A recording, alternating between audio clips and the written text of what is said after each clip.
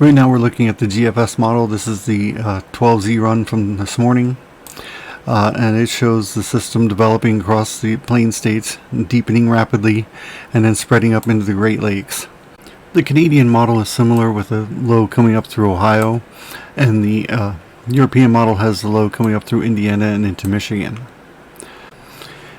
This is where we have the most uncertainty, is where it will track, but it'll track either up through the Great Lakes or along the Appalachians, and anywhere in between is most likely at this point, but a track further east cannot be ruled out either at this point in time.